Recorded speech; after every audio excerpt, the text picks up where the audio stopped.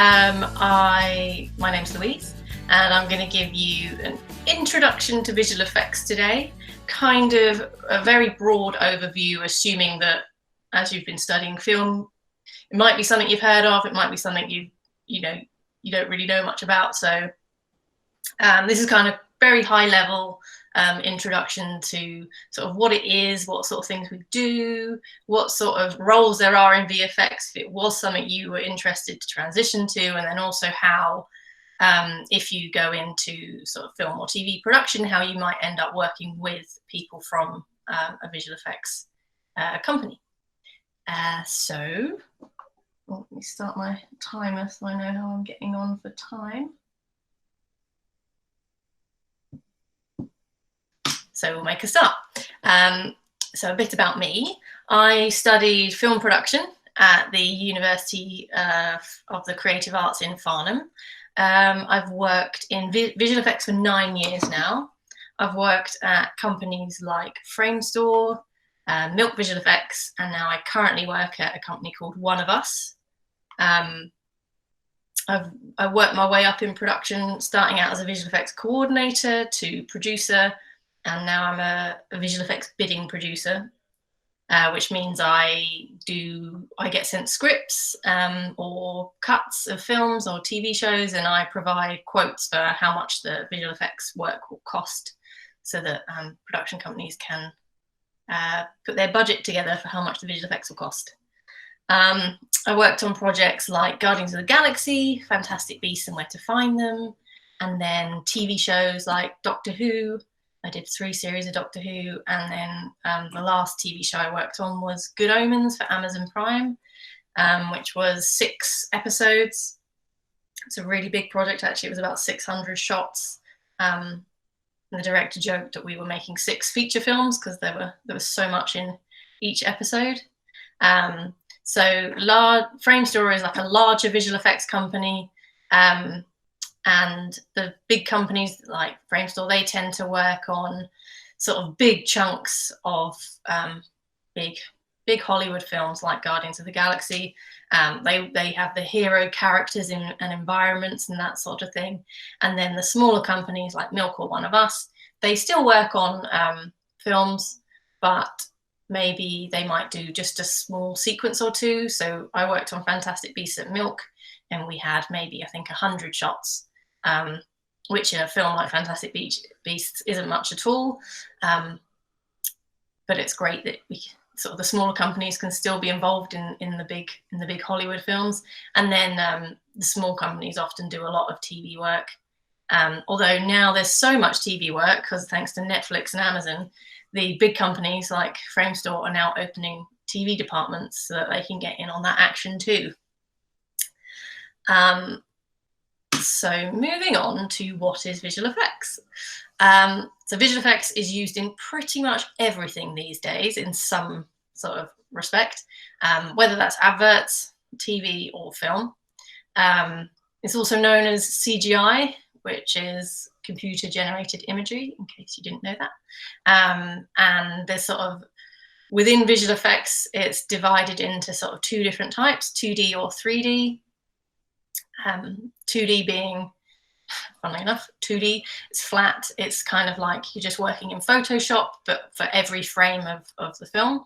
And 3D being things that we create in a sort of 3D virtual space. And then I wanted to point out the difference between visual effects and special effects because they are often confused. Special effects or SFX, that is on-set practical effects, things like pyrotechnics, fog, smoke, sometimes prosthetics also come under that, blood spurts, that sort of thing. That's all special effects. And then visual effects is anything that's added afterwards using computers. I'm going to show you quite a few videos today because I think it's helpful as it's a visual medium to show examples of what I'm talking about. This little clip I'm going to show you was made by someone I used to work for. I think he got sick of explaining to his parents what visual effects was.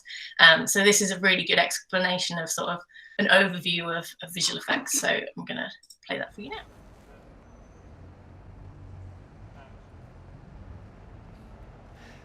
In today's films, it is possible to create almost anything, but the work is definitely not that easy. It includes many hours of attention to small detail, lots of creativity, and a high level of skill. This world is called VFX and is built from many parts in a long pipeline that creates something amazing. And that's what you see on the big screen. The last role in this long pipeline of visual effects is called digital compositing, which is a creative process of assembling filmed and rendered elements from multiple sources to create a final, lifelike illusion. What is that, you ask? Let me show you. It's a profession that includes many skills such as rotoscoping, which separates the foreground from the background, and there are all kinds of techniques to accomplish it. In films, it is common to use a blue or green screen to easily remove the background from behind the actors, and that is called keying. And by doing that, we can create a more realistic background behind the actor. Tracking is another side of the story, and it is very important to know how to do well.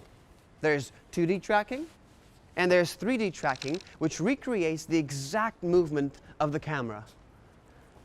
Another big part of this job is to remove objects, cables, and trackers, and paint them out and insert something else instead. And, of course, there's computer-generated elements, or, in short, CG compositing. But my friends always say VFX looks fake.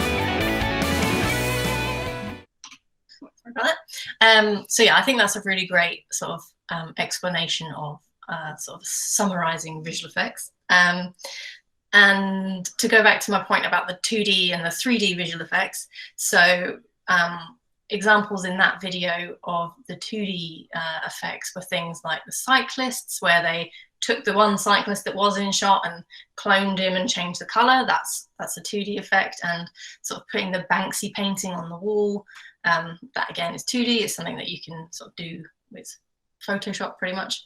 And then the 3D effects are things like the robot, which would have been built in a 3D software and then lit and then added in at the end. So moving on, the different types of projects that we get in visual effects, I would categorize into two types. The first being kind of my favorite as well, I think, is the supporting or invisible VFX. So these are the things where you might watch a show and hopefully as a viewer have no idea that a visual effects company even touched it, and that means we've done our job right. So I'm going to show you an example from The Crown Series 1, which one of us, where I work now, they've worked on the past couple of series of The Crown. And I think this is really good at showing examples of invisible effects. So some of the examples are things like crowd rep. So you maybe can't have 1,000 extras on set to fill in a crowded street. So that's something we can do in visual effects. Either in 2D, we can shoot extras on green screen and then we multiply them and make it look really full, or we can go down the 3D route where we have CG people and we animate them waving or whatever it is they need to be doing, and fill in the crowd that way. And there's some really great examples in this video I'm going to show you of that. Set extensions. So for The Crown, they didn't film at Buckingham Palace. They in fact just shot partial set builds of entrances, and then the rest is CG extensions. The same with some environments that needed some digital matte painting help. Paint out with something like The Crown. It's, you know, a period piece, so you don't want to see satellite dishes or some signs, that sort of thing. You would paint that out. A lot of sort of road markings, those sort of things are quite common to need to remove. Another sort of invisible effect, I would say, although sometimes if they're done badly, it's really obvious. Driving scenes, quite often it's decided that it's easiest to shoot the actor inside a car on a green screen, and then they will shoot exterior plates of the road moving, and then we can combine them so that it looks like the actor was in a moving car all along. And then fight enhancements. So there's no examples of fight enhancements in this video I'm going to show you for The Crown, but I've got something I can show you later. And sort of invisible things, I would say, for fight enhancement is just adding extra blood or bruising, sort of subtle things that maybe make the fight look a bit more realistic. So here is, the other thing I want to say about these videos is that if you go to one of us's website, you'll be able to watch this breakdown with the music that was intended to be on it, but I couldn't embed it into the presentation from there. So I've had to take it from YouTube, and this person called Movie VFX has reposted the video and put some really bad music over the top. And the same goes for the next one I'll show you. So I apologize for the rather uninspiring music. Here is The Crown breakdown.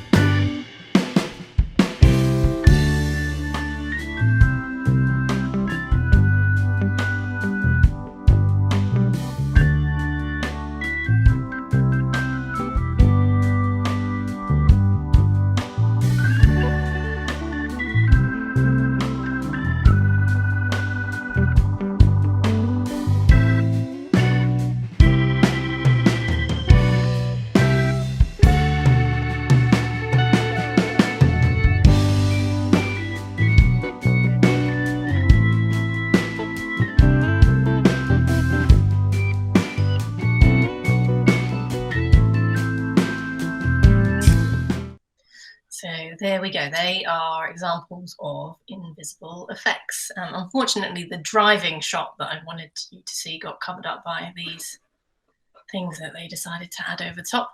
But I'm sure you get the idea.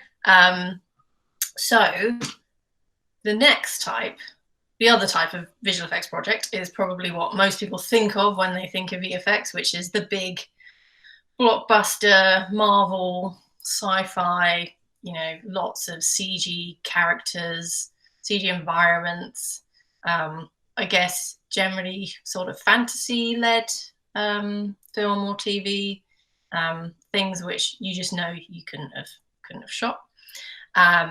So yeah, like I mentioned, CG environments. So I'm going to show you an example, a breakdown from the work I did on Good Omens when I was at Milk. So there was lots of CG environments in that. We created Heaven, which was a full CG environment. It was literally just the actors on green screen. Also, there was lots of scenes set in Soho, and for that they just built maybe like the first floor of some shops for like a couple of meters, and then we built the second floor of the shops and extended it back, added in CG cars and people in the background. There's lots of CG creatures in this project as well. There's a snake, hellhound, Satan, the Kraken. Good Omens was a very interesting project because there was lots of throwaway scenes where you just cut to the Kraken coming out of the ocean and then you never saw it again. We also had a CG car, so they had a real vintage Bentley on set for some of the shots, and then part of the story is that this Bentley drives really, really quickly around London, so some of that we did with a CG Bentley, and the Bentley also sets on fire in the later episode, so that we did in CG as well. And then there's lots of destruction and fire and explosions, things like, and some weather. We did tornadoes.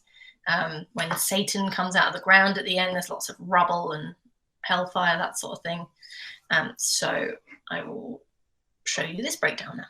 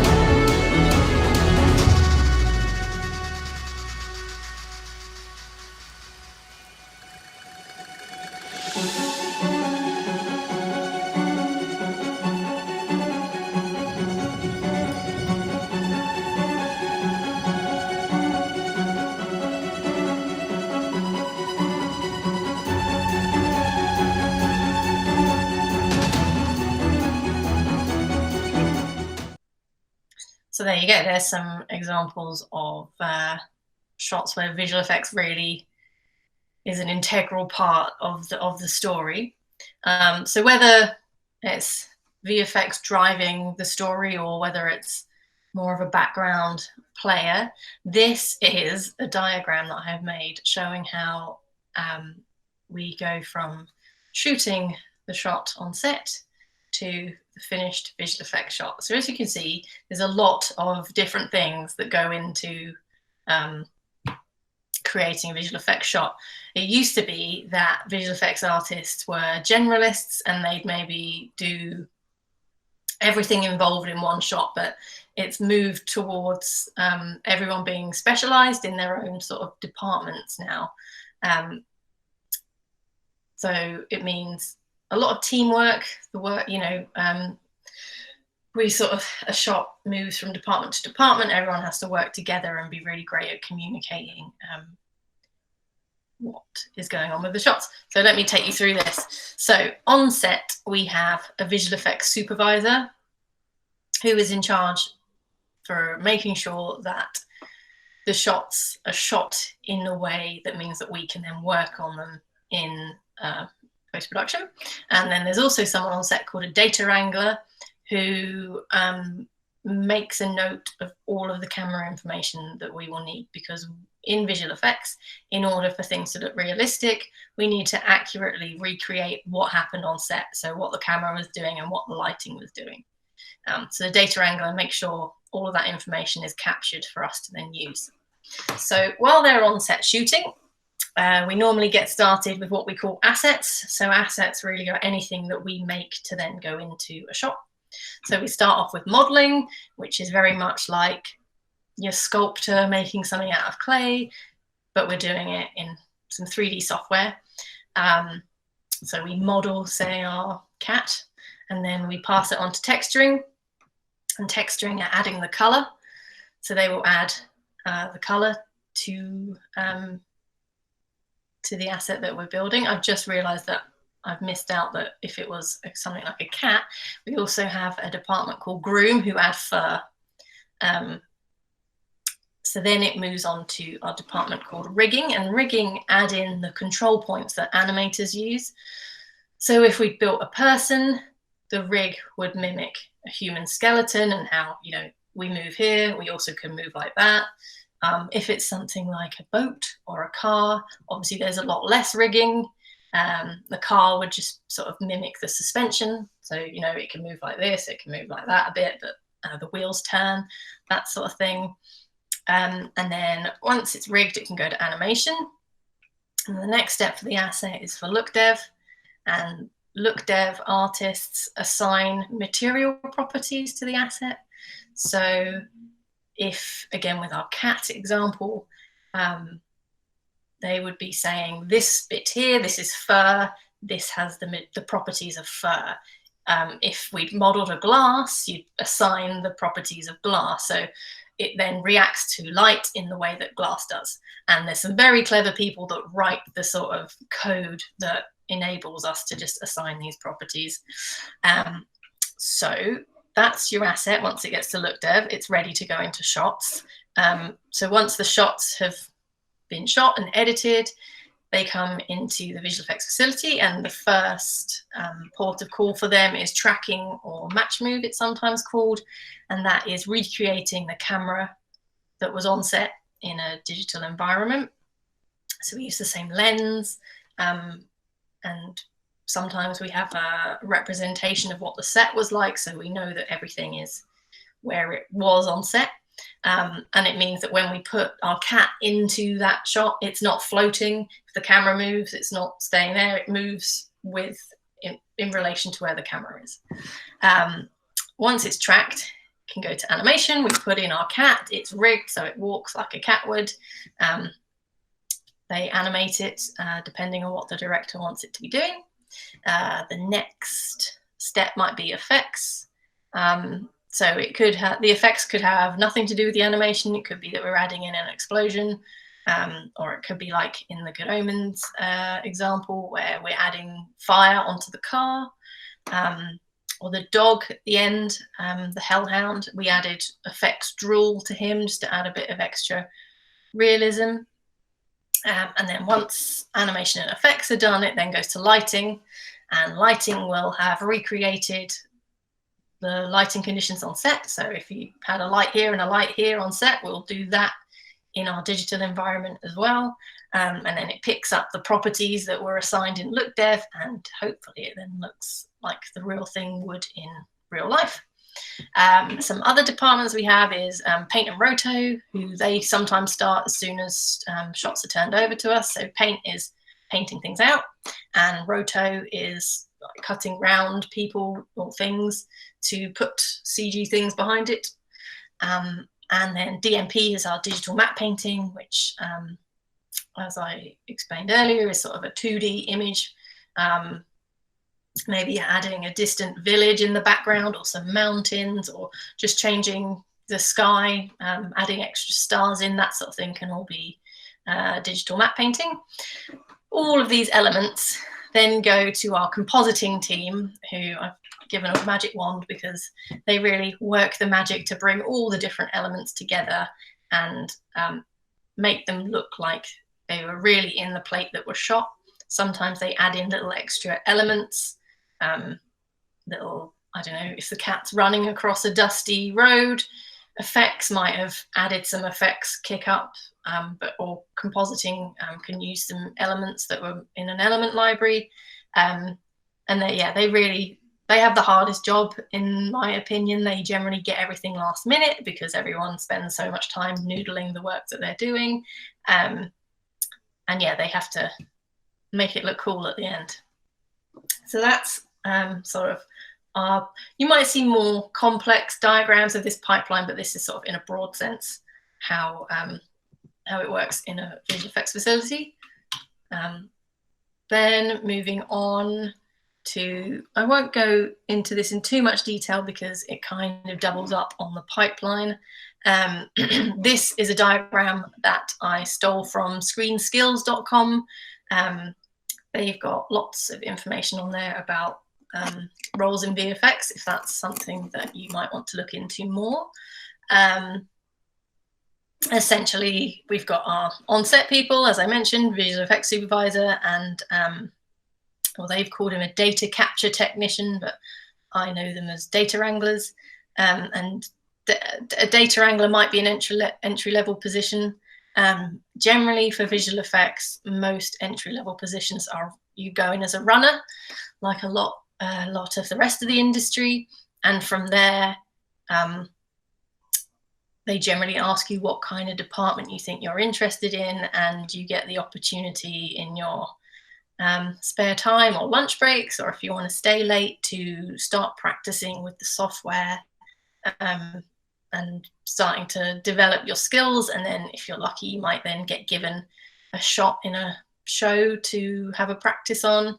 And then you generally get promoted from there.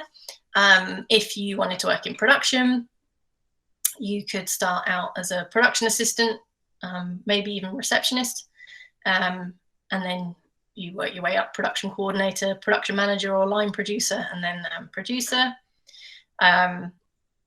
If you've done a visual effects specific qualification, you might be able to enter as a paint or roto artist, sometimes a junior tracker.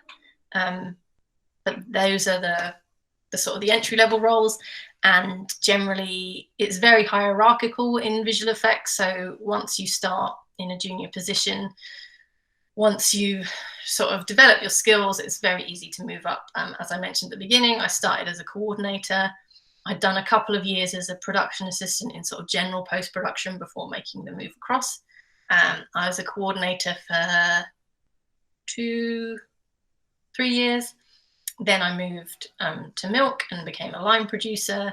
And after about a year, I was then made a producer there. So once you get your entry level role, if it's what you want, it's easy to move up the ranks. And people generally want to become, well, not everyone, but visual effects supervisor or a CG supervisor if you're more interested in the sort of the 3D side of things. looking after the animators and the environments, that sort of thing. So yeah, that's an overview of the sort of the roles within visual effects. Then I was going to talk to you about how, if you don't want to go into visual effects, but maybe you think you're going to be working on set, how you might come into contact and have to work with people from a visual effects facility. So the director is a fairly obvious one. Of course, we work very closely with the director. The director briefs us on what he thinks the shots would look like, what the effects would look like, especially something like Doctor Who or Fantastic Beasts, where the visual effects is creating magic spells. You know, what do they look like? So it's up to the director to really try and explain his vision to us, and then the visual effects supervisor to advise the best way to shoot for us then to do that.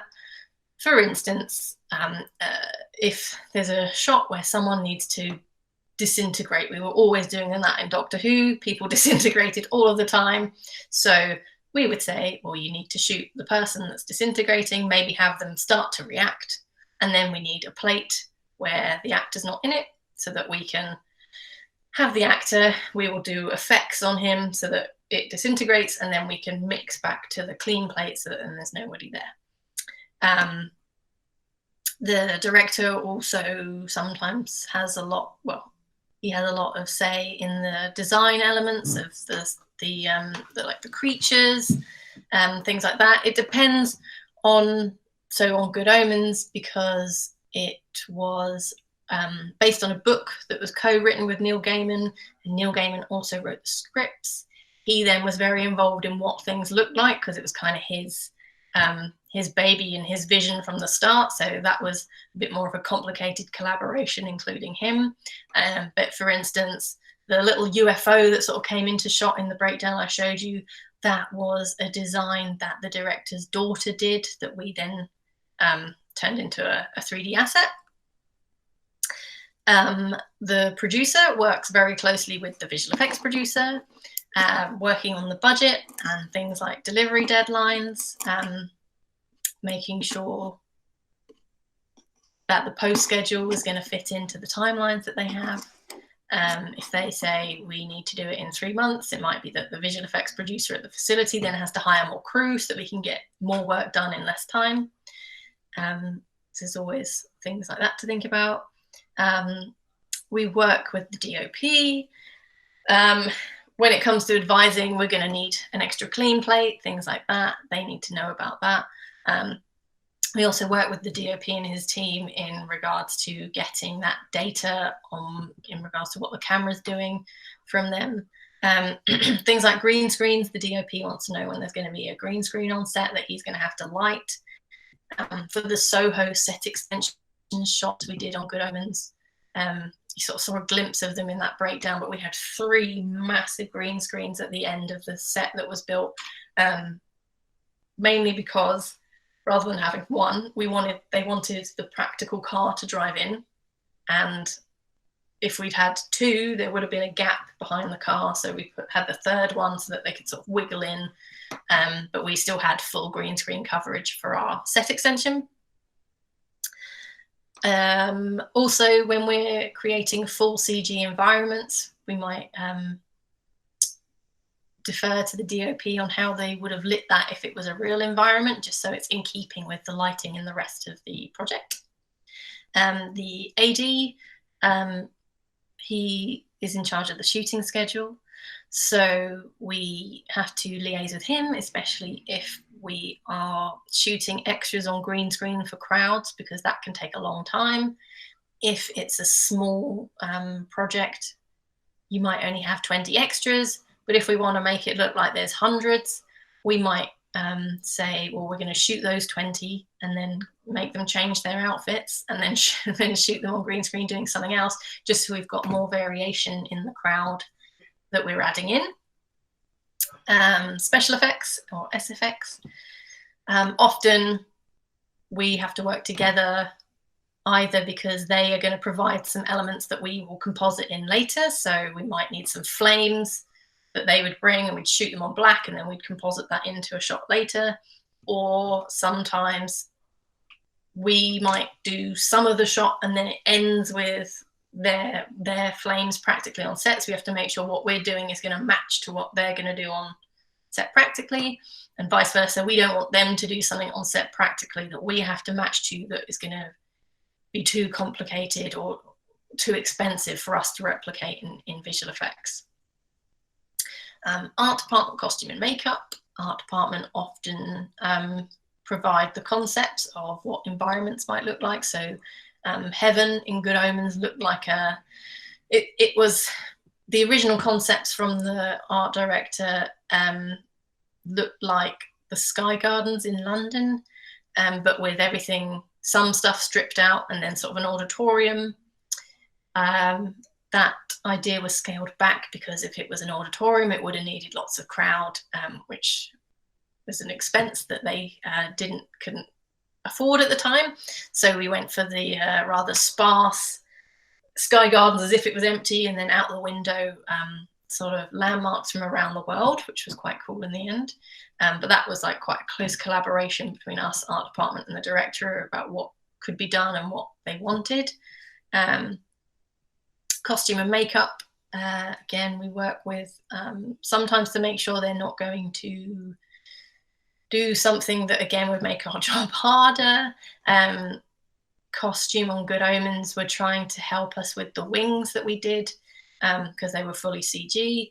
And to begin with, they were thinking about making something that attached to the actor's costume that we would then extend, because we thought maybe that would help us out.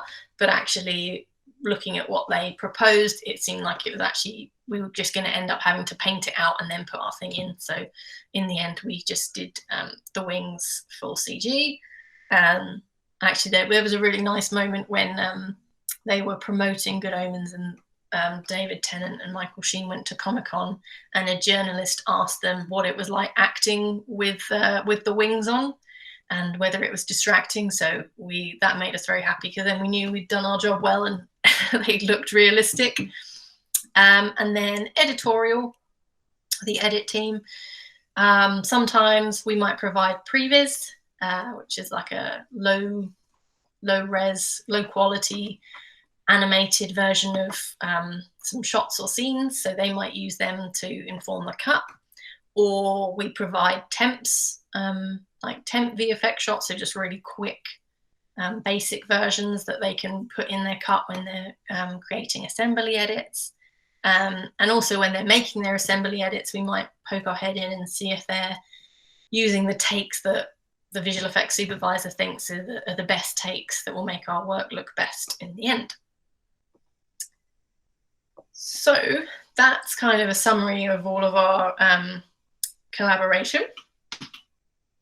So then I wanted to show you this. So I mentioned at the beginning when I was talking about sort of invisible effects, sometimes it might be enhancing fight scenes. And this shot I'm going to show you was achieved by filling a hot water bottle with fake blood, and then the director filming this blood element. He had a green bed sheet, and he set his camera up in his house, and he spun around and spurted the blood out the hot water bottle, and then gave that to us, which we then composited into this shot. So Night Shooters, I should say, is a very low budget feature film that was made by an English director called Mark Price. And he came to Milk because he had a friend that worked at Milk and said, I'm making this really low budget film. Can anyone help me do some visual effects? And we had some juniors that were really hungry to get out of paint and roto and get some extra things on their show reel, compositing wise. So they all volunteered to get involved. So I will show you this shot. Let me skip ahead because the scene's quite long. It's very gory as well, so just be aware if you don't like that.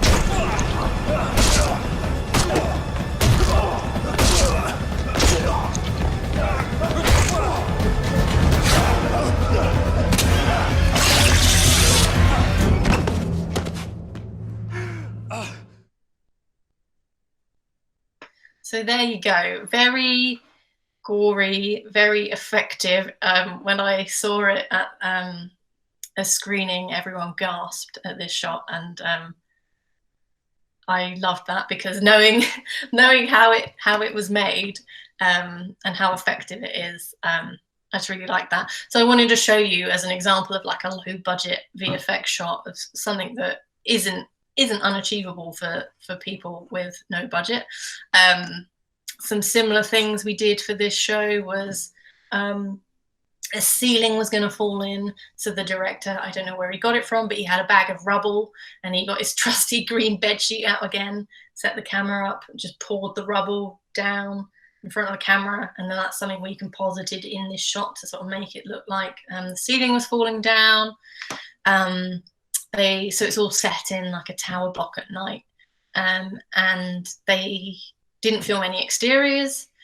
So something we did was a visual effects supervisor went and took some pictures of a tower block, and then we gave that to one of our junior artists, and they put like some glow in some of the windows so it looked like some lights were on. We added in some clouds and just added a bit of movement on that cloud. Then we added a little bit of a push in on the still so that it looked like it was sort of an exterior cutaway shot rather than just a photograph. And that sort of thing's quite easy to do. And all of this was composited in some software called Nuke, which is the industry standard for visual effects, really.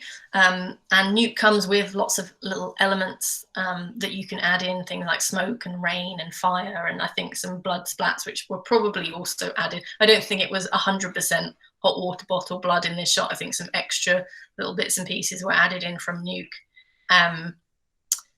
which leads me on to further reading. So I'll start with Foundry. So the Foundry are the company that make Nuke, and they are offering a year free license. So if anyone over the summer wants to get their hands on the free version of Nuke and maybe start having a play around, see if they can recreate any sort of easy visual effect shots. There's loads of demos on the Foundry website as well that sort of show you how to use it. So I would recommend that.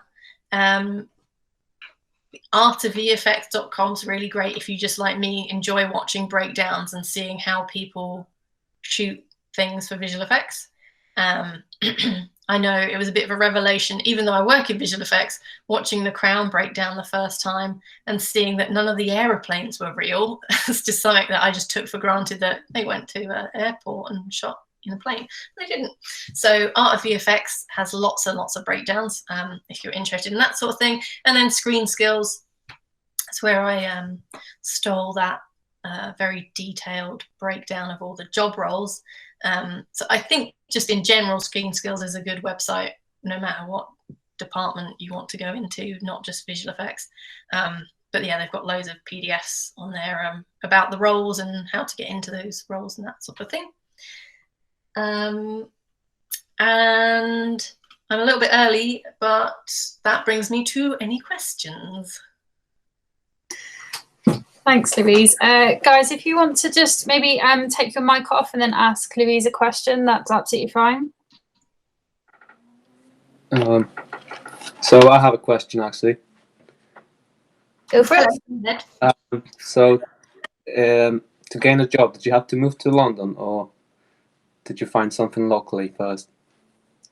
Well, I was lucky in that I lived about a half-hour train ride from London. So I was able to live with my parents and commute in for my first job. There are more regional visual effects houses opening up. There are like a hub in Cardiff. There's some in Manchester. There's definitely some in Dublin. I think Edinburgh probably has a few. Bristol is another place where there's a collection of visual effects studios. The big ones are in London if you want to work at your frame stores or your MPC or TNIP or ILM for the Star Wars fans. So yeah, generally London is where the Yeah. highest concentration of visual effects studios are. Okay, thank you.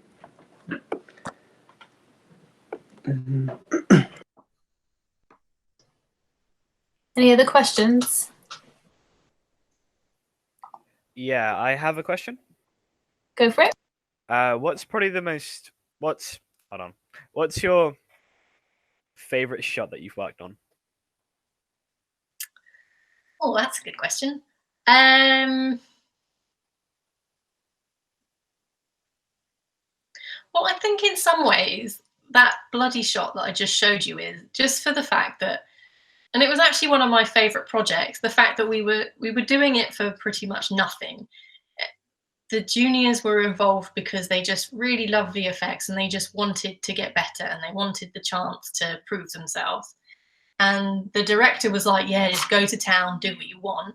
And then just, I think there was just some really impactful shots like that where you're just like, whoa, that's cool and gory.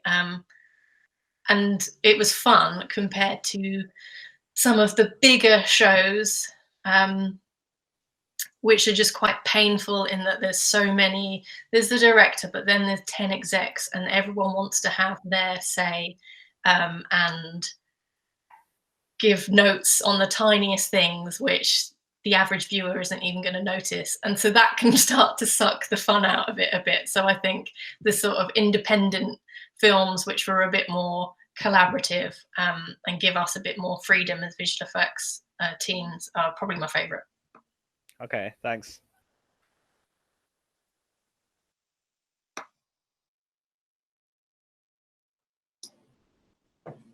Anyone else?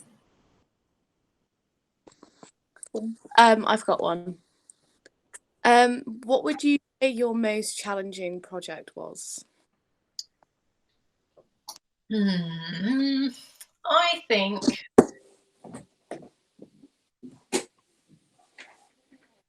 it changes. Each project you're like, oh, this one will be different. And then they're all challenging in their own way, definitely. I mean, Good Omens was very challenging in the fact that it was 6-hour-long episodes. There was so much variety in what was going into them. Like I said, there was a lot of, sometimes you might build, say like Iron Man, for instance, you build a CG Iron Man because he's going to do all the flying around and that's going to be the majority of an Iron Man film. But on Good Omens, it was, you know, yeah, we need a UFO for 3 shots. We need a duck-faced alien for 5 shots. We need a Kraken for 2 shots. So there was just so much variety. And the time scale was just over a year. It was 2 years of sort of including prep.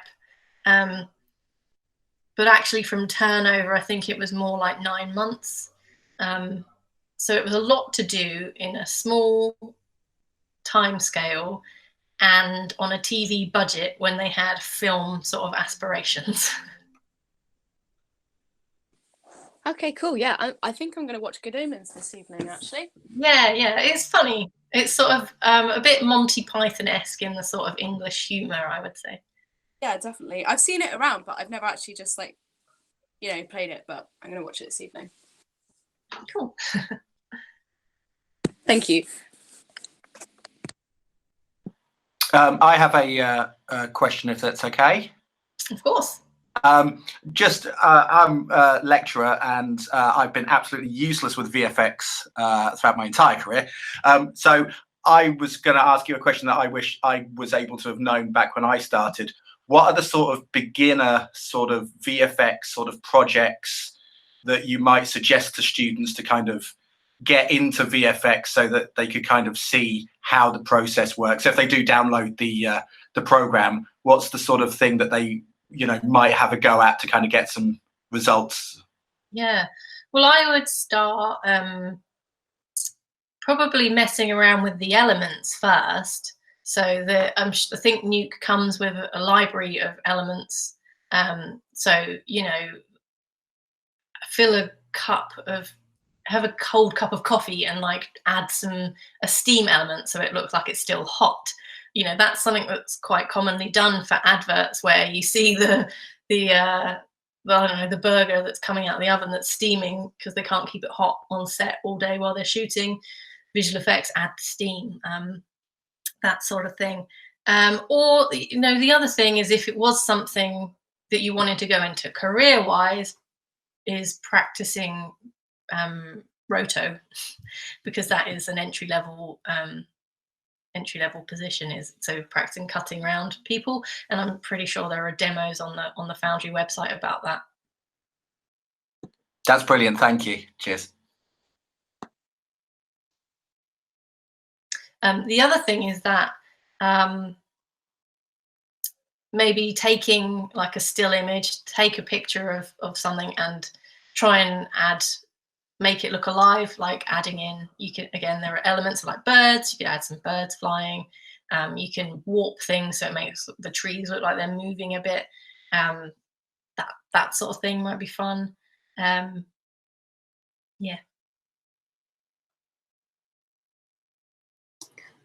Cool. I think one thing that I would ask is, if you've been in VFX for 9 years, how quickly did you find getting in from university? Well, I went a bit of a roundabout route, because when I was at university, I didn't really, you know, it was a film production course. Aside from editing, we didn't really touch on the rest of post-production. And it was also a good 10 years ago now.